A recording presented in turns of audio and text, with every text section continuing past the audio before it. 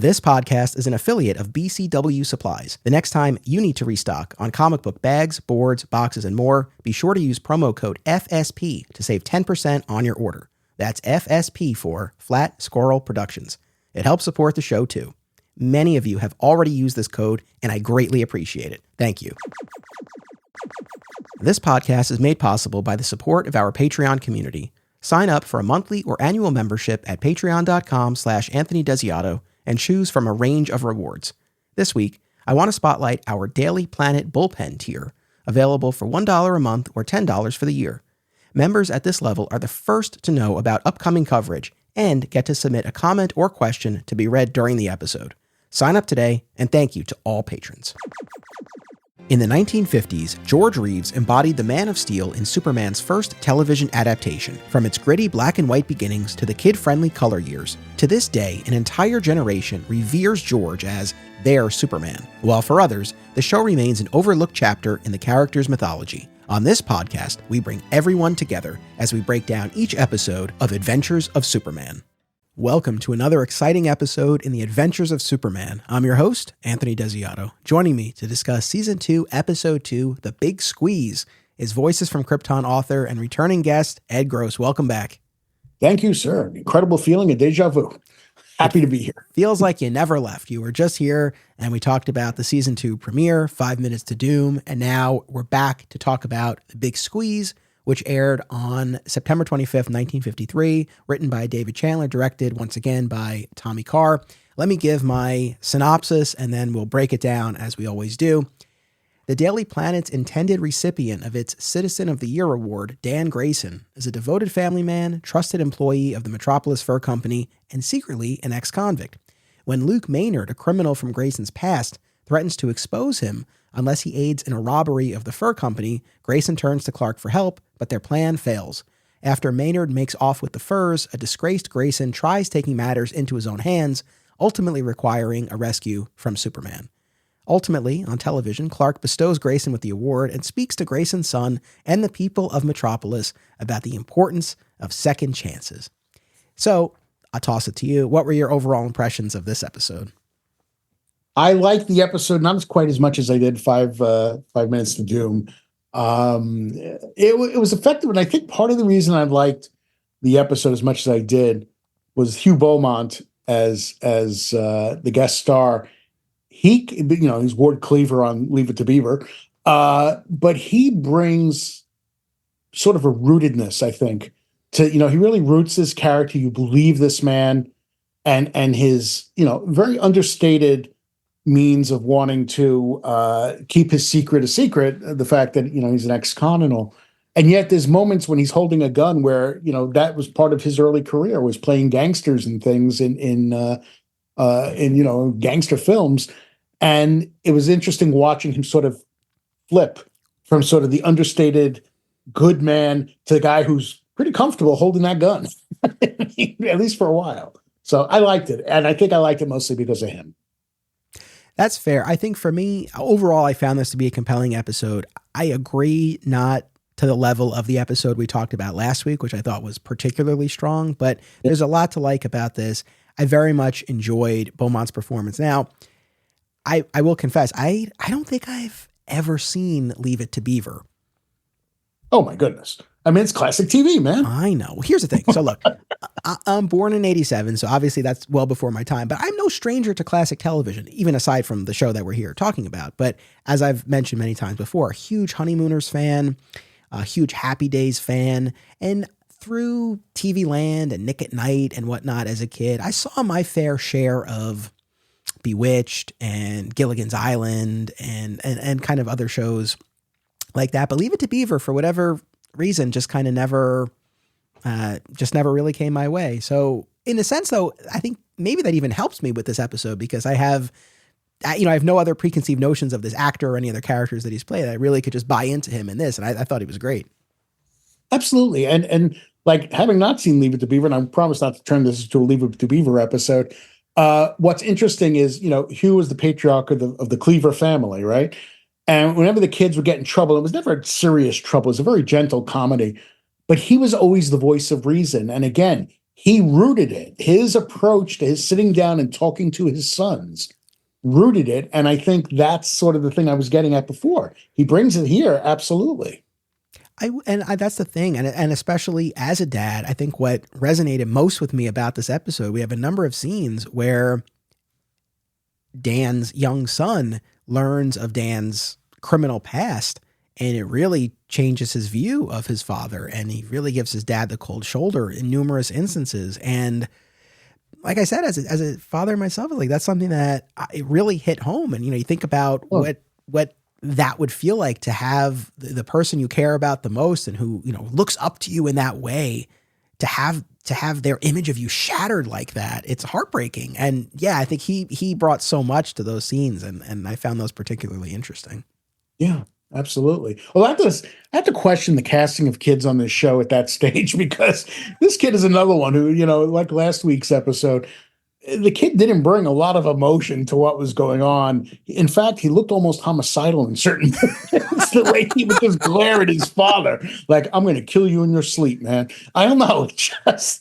It just something about this kid casting to me seems to be a little bit off on both these episodes. What can I tell you? Fair enough. Well, so speaking of guest stars, so you mentioned, of course, Hugh Beaumont. We also have John Kellogg as Luke Maynard. He has been on Adventures of Superman before. He was Mitch in Night of Terror, the classic season 1 episode. And we just saw him last week in 5 Minutes to Doom. He was Turk, the hitchhiker who plants the bomb in the car. Right. So familiar face. And speaking of the child actor, we have Brad Morrow as Tim Grayson and Aline Town as Peg Grayson, the wife who played Laura in Superman on Earth. That's right. I forgot about that. See, I'm learning things. Yeah. So a bunch of familiar faces here in this episode. Like I said, I enjoyed this episode a lot overall. Building off of our conversation last week, I think this continues this theme of these human interest stories, and where season 1 episodes, for example, might have spent more time with the heavy of the episode, with the criminal masterminds. Here, it's really the innocent, right, at the heart of all of this, who our characters are trying to help and trying to save. So again, just in terms of what the show has become, I think this is another solid example of that.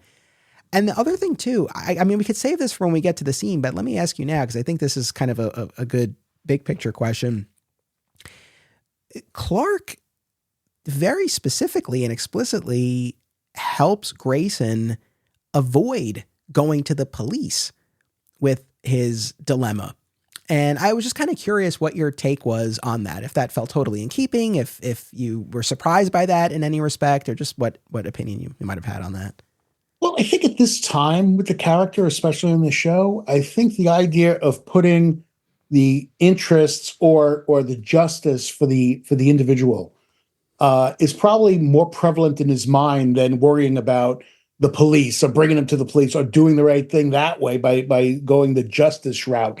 He right now is still the crusader, right? When Superman started, he didn't care about authority figures. He cared about helping the people who were in trouble. And I think at this point in the show, he's still in that mode where it's more important to help this guy through his plight than worry about, well, we should go to the police and do it this way or do it the official way or see if justice carries out. And if it doesn't, then I'll help you out. He's sort of nudging the guy nudging the situation so that he can help the guy himself and leave the police out of it. And I don't really have a problem with it, given the time and given that early version of Superman. I'm not sure he wouldn't do the same thing today, frankly. I mean, to be honest with you, he's going to put that guy, if somebody's been, unjustly accused of something or is being manipulated, he's going to help that person out rather than worry about what the police are going to say, I think.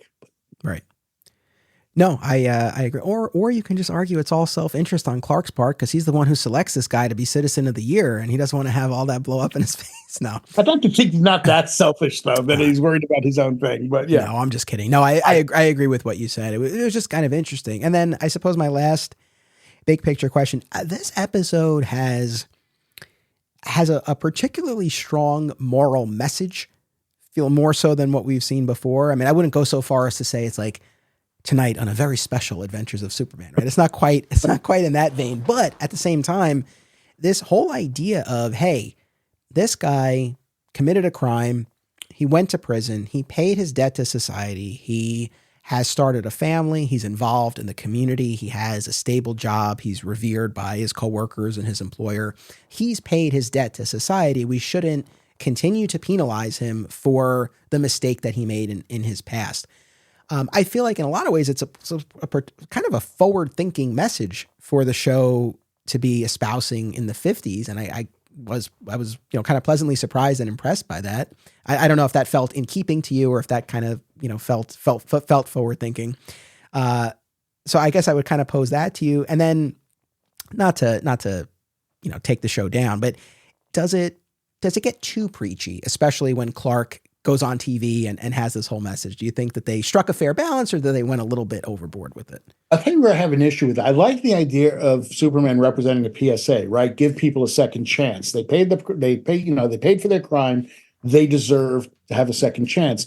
My issue with it is it shouldn't be Clark at the end on television. It should be Superman. If you want that message to resonate with the television audience, have Superman deliver the message how it's important that people be given a second chance, because people are going to stand up and take notice of Superman saying it a lot more than Clark Kent. Clark Kent delivering the message to me doesn't have the weight that Superman would have, Which also raises the question of who's broadcasting this thing. But anyway, but that's my big takeaway from that is I really felt it should have been Superman delivering the message. You're totally right. Why? That's actually a very curious choice. Yeah, I thought so. Thanks. Yeah, I guess I was really fixated more on, is this too preachy? Is like if Clark had said what he said to little Timmy in the Graysons' living room, I would have said, oh yeah, that totally tracks. It was that televised message where it felt like a PSA, but I think maybe what did make it kind of feel more off was that it was coming from Clark. No, I agree. Oh. I feel like the Superman of it all would have made a lot more sense. It so would have carried weight. It's the difference between go jump to Superman 4. I'm going to rid this world of all nuclear weapons. Well, some politician says it. Nobody cares. Superman says it. You sit up and you take notice. I'm a proud backer of the Paragons of Earth comic book project, now available to support on Kickstarter. The creative team of Percival Constantine, Thomas DJ, and Eric Johns have plucked forgotten Golden Age superheroes from the public domain, reinvented them as their own sort of Justice League, and put them up against a Lovecraftian apocalypse. Back this project and learn more by going to percivalconstantine.com/paragons. Also, Perry, a multiple-time guest on Digging for Kryptonite, hosts the Superhero Cinephiles podcast about comic book-inspired films. Be sure to listen wherever you get podcasts. We reference the television series Smallville a lot around here, and there's one Smallville rewatch podcast that's always at the top of my queue. Always Hold On to Smallville, hosted by our pal, Zach Moore.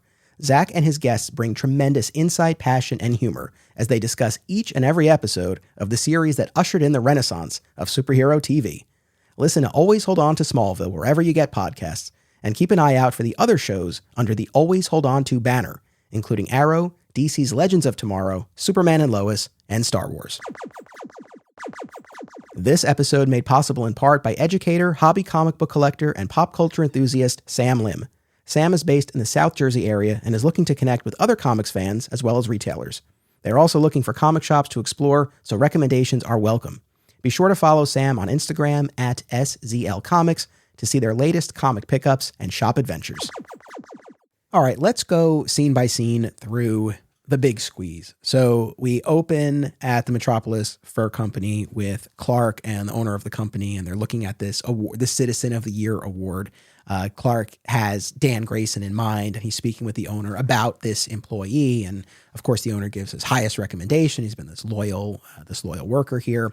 And then we see Dan in his area there. And he gets kind of an ominous phone call by the character we'll come to learn is Luke Maynard, this figure from his criminal past, who's just checking to make sure that is Dan Grayson, and he'll be hearing from him. So very ominous, kind of setting the stage for what's to come. And then Dan accidentally locks himself in the vault. Yeah, he locks himself in the vault, and they can't open the vault because there's a timer on it. And basically it's going to fill with gas that's for mothballing purposes. He can only handle an hour's worth of time in there. Yeah, so that raises the stakes here. It's not just that he's locked in there, he's going to run out of air, it's that he's in there with these chemicals. So they have to get him out. And like you said, there were all these restrictions, but thankfully Clark is there and he's able to rush off. And we get a very early in the episode Superman appearance, unlike the episode we talked about last time where we only have Superman at the very end when all else fails. But here we get an early appearance by Superman and he rips off the vault door, saving Dan. And again, he leans the door up against the wall and there is the shot where you clearly see it starting to fall over. But of course, by the time we cut back, it's fine. But, a funny little bit of business. I always, they're always fun to see little goofs here and there like that. And I think can be a little charming. What I found interesting is by this point in these first 2 episodes of the season, if I'm not mistaken, we've seen Superman smash through a wall. We've seen Superman smash through windows, a double window that you hear the glass break as he flies in. He rips a vault door off and puts it on the side. He doesn't offer to fix anything. He just causes this destruction. You don't think he'd take the vault and put it back? He'd vision it up and there you go. Or he didn't have heat vision, I guess. But that just cracked me up. I'm watching all the destruction that's in this episode. Later, he crashes through a cave wall. Do we know that the mountain's not going to fall down on top of them? This is sort of my observation is that Superman's just causing chaos without realizing it and not fixing any of it. There you go. He is on the destructive side. That's probably fair. Well, yeah, you know what? Actually, I wasn't thinking about this too much, but you're right, especially with the vault door. I mean, in theory, could he not have just pulled it open? Like he rips the whole thing out of the wall. No, I know. And they say it's going to be 3 days before we can have it put back on. It's like the dude could have just done it. Right. I mean, certainly plot wise, that feeds into the rest of the episode. But yeah, it's like it'll take days to repair it, and the owner's like, "Oh, I'll bring in a night watchman to guard the furs until it's fixed." Maybe look in season 2, as we've talked about, Superman's not throwing punches anymore. So we had to make up for it somehow. So just make him smashing everything. So Superman makes his rescue. And then of course, Clark comes back and he talks to Dan. He's really, it's interesting with this, cause they're really the knowledge that he's been selected as the citizen of the year, that doesn't come until later, right? Like Clark is still now he has this guy in mind. He's talking to his boss. Now he's talking to Dan himself. He's really just making sure like this is the guy. But he has this boat model that he shows to Dan, and Dan's like, "Oh, I'm making that for my son." And then they're going to go out for coffee. And we then go to the Grayson home where, Dan's coming home after all of this. And he's excited to recount to his wife and son about what happened as Superman saved him. But before they can get to that, there's, a knock at the door, and it's this person who had called him earlier, Luke Maynard, and they go outside to talk. And that's where we get this information that they had this criminal past together, and Maynard is here essentially to extort him, right? That other people that they've committed crimes with in the past, they pay Maynard a fee, right? They kick something back to him. Protection. Yeah, exactly. And if Grayson doesn't go along with this, then, Maynard will spill the beans about the fact that Grayson is an ex-convict. And of course, the son is hearing all of this. And then there's a scene at the Daily Planet where we have our team talking for a little bit. But then back at the Grayson house, that's where we have, that instance we were talking about before of the little boy, just giving his father the death stare. Yeah.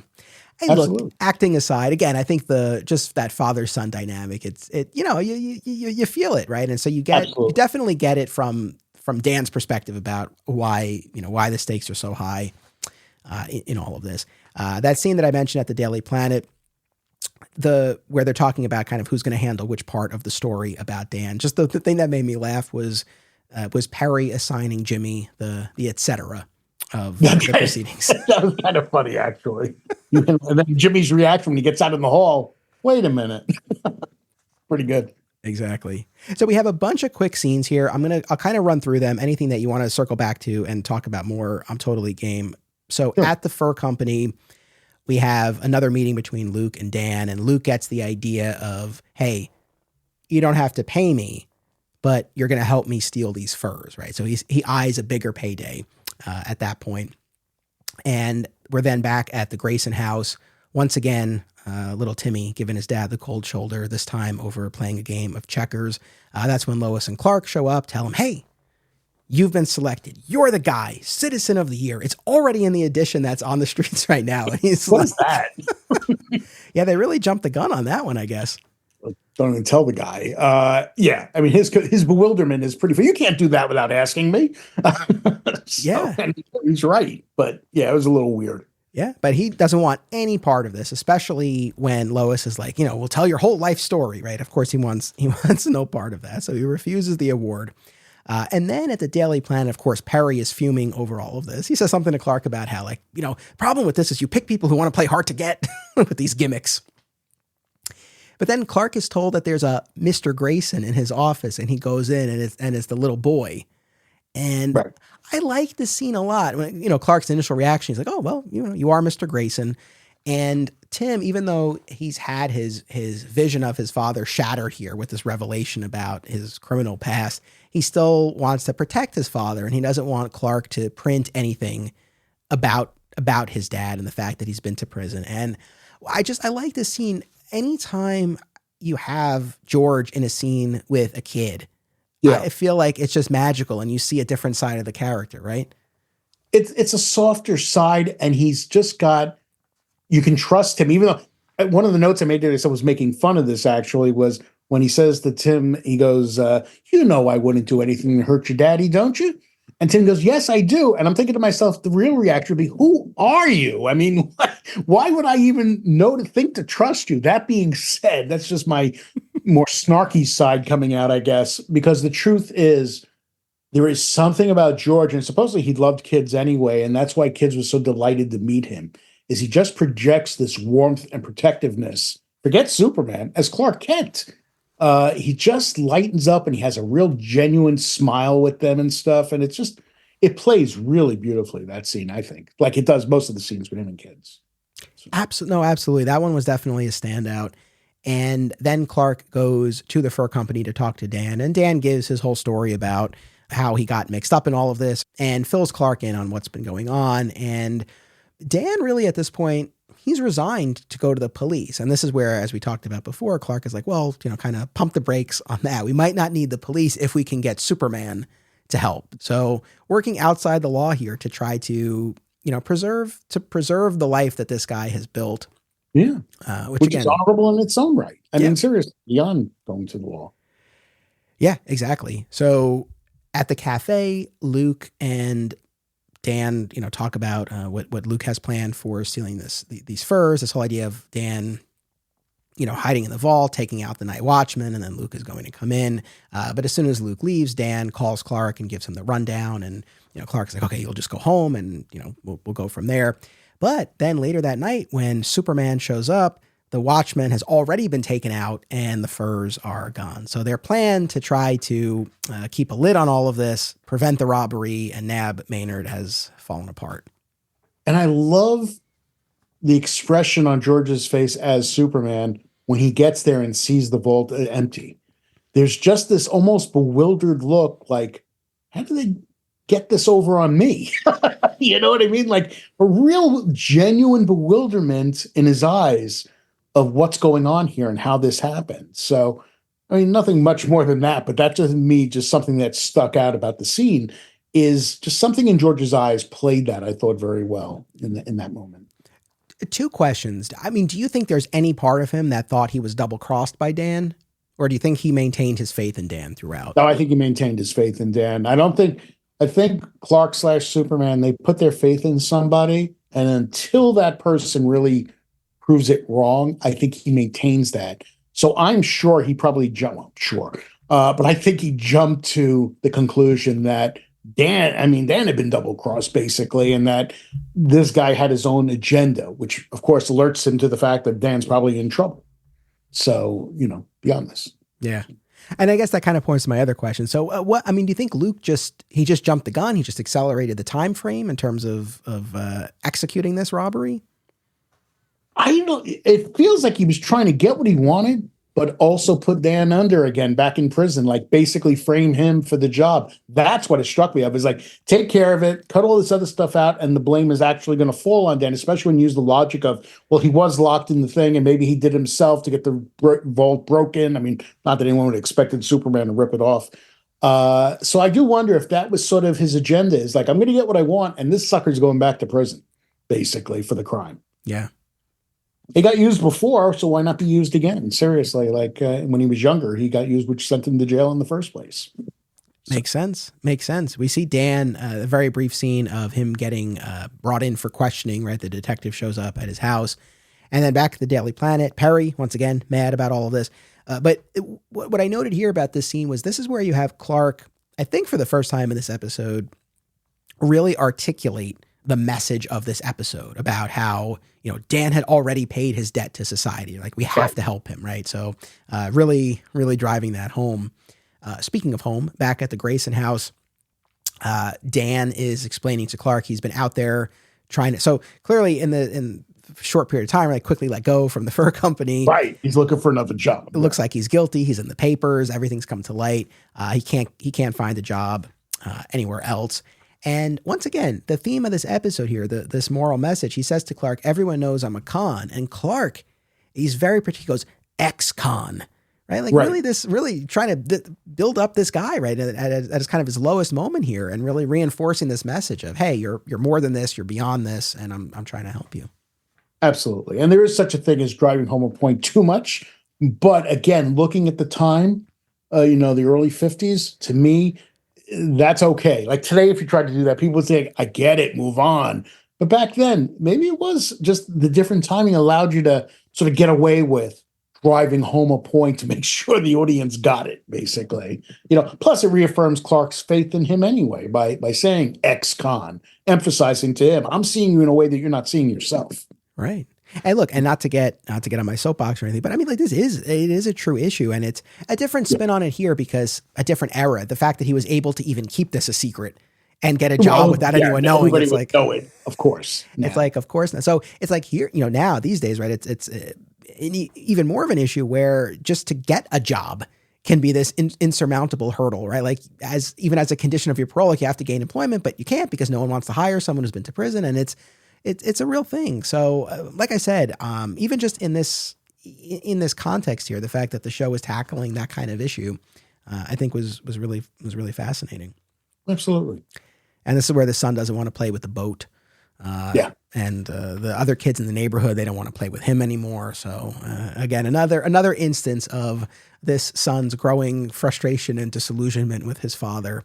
Thankfully, we know we're circling around to a triumphant end here. But it's showing the impact and how quickly it is that this man's life is falling apart, basically, in the sense that he loses his job, his son loses his friends, basically, and the relationship between father and son is damaged by all of this in very quick succession. So it's kind of interesting to see it happen that fast. Very powerful, I think. Yeah, very much so. This brings us to police headquarters and an appearance by Inspector Henderson. Lois and Clark and Jimmy are there, and Maynard has been brought in for questioning, but he's walking out, purports to have, cooperated with the police. What I love about this, such a short scene, but I love Clark starting to go after Maynard. Oh, yeah. Like, he's just like ready to get this guy. Yeah. I thought that was great. But of course, Henderson stops him. I feel like maybe this is a sign of season 2 versus season 1, because Clark wants to go after Maynard and Henderson's like, no, like, you have to stay here for questioning. And Clark relents. I don't know. I feel like season 1 Clark would have been like, started a fire or something. I don't know. Created distraction to get out. No, you're right. You're absolutely right. But yeah, the fact that he went in, but you could see his frustration. But what's he going to say to Henderson? No, I'm not going to listen to you. So, I mean, I get it. But yeah, very fleeting Henderson appearance, but at least he pops up here for a moment. And strong. That was a nice thing. I think Bob Shane did a good job in a few words of being very authoritative, basically, and played it well. I thought it played definitely well. So. Yeah. And that, essentially brings us to our climax of the episode, where Dan now, and to your earlier point, decides to take matters into his own hands, where he stows away in the car with Maynard and his new accomplice. and they end up in this like mountain hideout. And lined with lead. Lined with lead, yeah. And Grayson has that gun, like you said, seeing him with the gun and kind of back in that mode. But he's a changed man, and they call his bluff essentially, right? Because he won't go so far as pulling the trigger. And Maynard is able to get the drop on him and explains that this hideout is lined with lead, so they know that Superman won't see. Jimmy, of course, has followed and is able to get word to Clark. And that prompts our second Superman appearance of the episode. But what I liked about this whole climax here was that, well, it's interesting, I think, that Maynard knows about Superman's inability to see through lead. So there's that. But what I really liked was Grayson's savviness. So one of the ticks, right, that Maynard has throughout this episode is that he's always crushing these walnuts, right, in virtually every scene that we see him in. Right. And Grayson is savvy enough to know that, okay, Superman might not be able to see us through the lead that's lining this hideout, but he could hear. And I forget exactly what he says, but essentially it prompts Maynard to start crushing those nuts again. Right. And it's very cool that the sound of the walnuts is what attracts Superman's attention. I thought that was really cool, seeing him, recognizing and hearing the sound, smashing through the cave wall as a result. But that was actually a very clever, and you don't usually see them in their storytelling, I don't think, laying down the path of something like that. It's a sort of character detail that you don't often see in these shows. And I thought that was interesting, as a way of getting Superman to find it. But it didn't feel like this arbitrary thing at the end of the episode that gave Superman the clue. That's a great point. And tying this back with the conversation we had last episode, we were talking about 5 Minutes to Doom, the fact that you had that earlier scene between Mr. Wayne and the secretary, and you see the tension between them. And then at the end of that episode, when you get that line that, oh, she squealed on him and she's cooperating and revealing all of this information.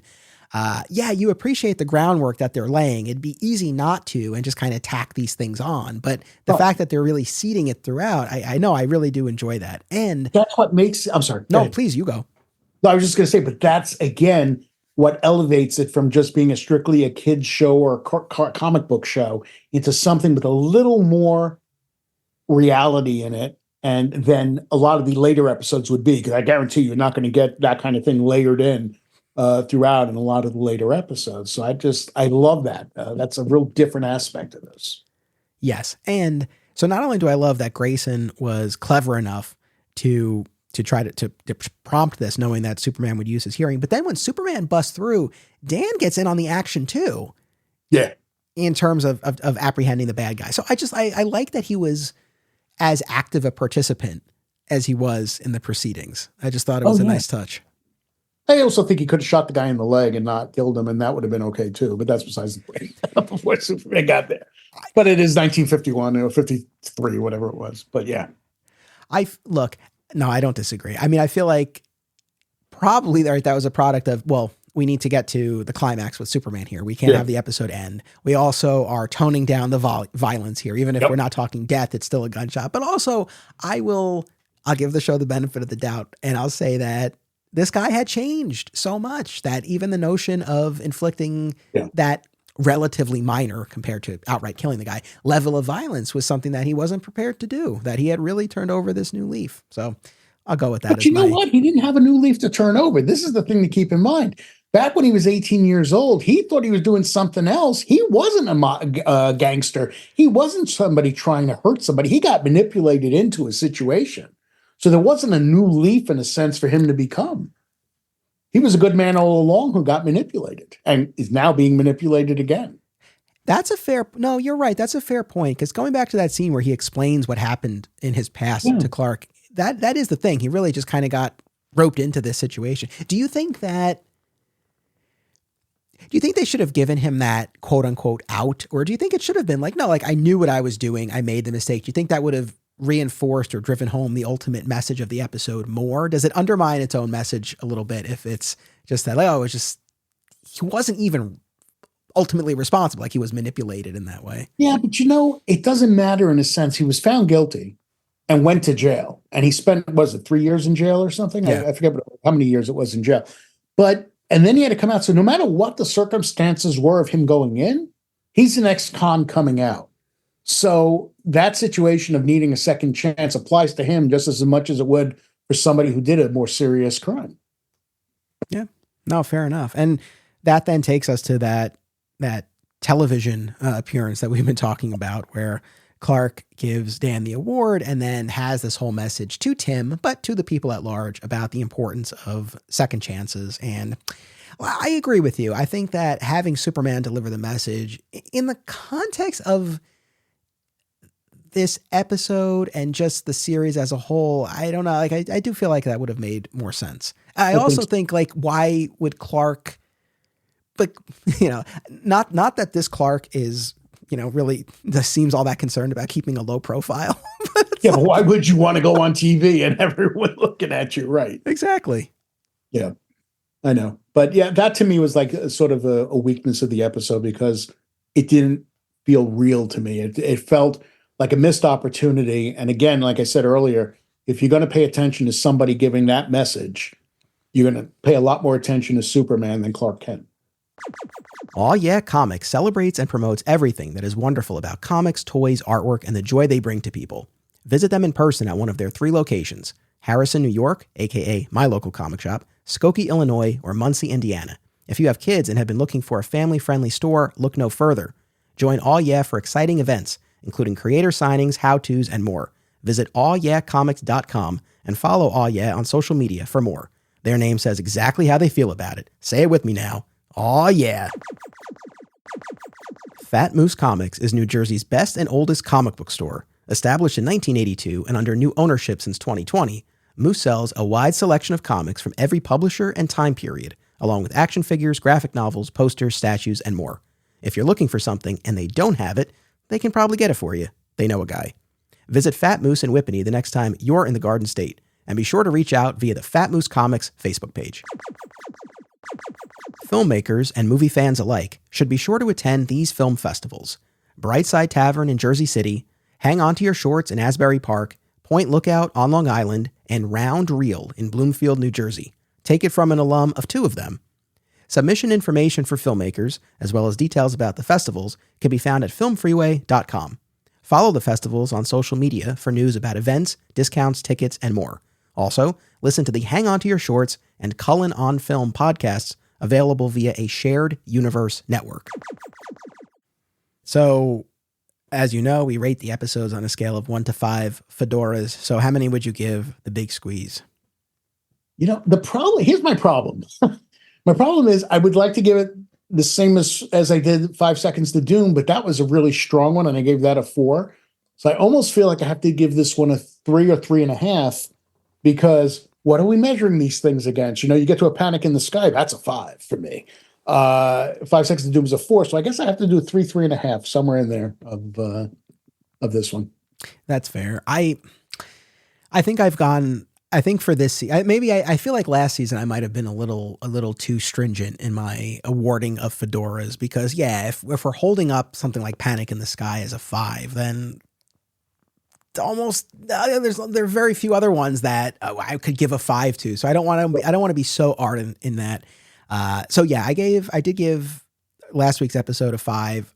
Similarly, using the same logic as you, I enjoyed this episode. Definitely not as much as I did the first episode. It was compelling, but not compelling. I think too, looking at last week's episode, which you and I talked about, like, the stakes were so high and the clock was ticking. You really had that running clock that gave it such a sense of urgency. And it was soft in a lot of ways. It was compelling and interesting, but softer. It just in what it was doing, and how it was telling the story. Not as urgent. Right. But now, in fairness, the potential loss of this boy's faith in his father, right? Those are compelling stakes, no doubt. But yeah, I'll go with a 4 for The Big Squeeze. And maybe that's a bit generous, but 3.5 is probably more accurate, but I'll go 4. I'm still riding the high of being back doing this podcast and being in season 2. So I'm going to go with a 4 for that. This is one of the shortest podcast episodes I think I've ever recorded, but I feel like we said what we needed to say. I think we covered I think we did it. Yep, absolutely. All right. Voices from Krypton, where can people get it? And is there anything else that you want to direct people to? That's the main thing. I want people to know this book exists. It's an oral history of Superman, all 85 years, and you can find it on Amazon or basically anywhere books are sold. And all I can say is, if anyone was going to write a love letter to Superman, that's what this is. It truly is. Excellent. Well, I encourage everyone to check it out. Ed, thank you for joining me once again. It was a pleasure having you to kick off season 2 and have you do these 2 episodes. Audience, thank you for tuning in. Make sure you come back next week as we get into episode 3 of season 2. And until then, remember, only Superman can do super things. Be sure to check out our sister podcast series, Digging for Kryptonite, a Superman fan journey, a weekly exploration of Superman's vast 85-year mythology, available wherever you get podcasts. Please join us on social media, become a patron, and subscribe, rate, and review today. Links are in the show notes. Thank you all.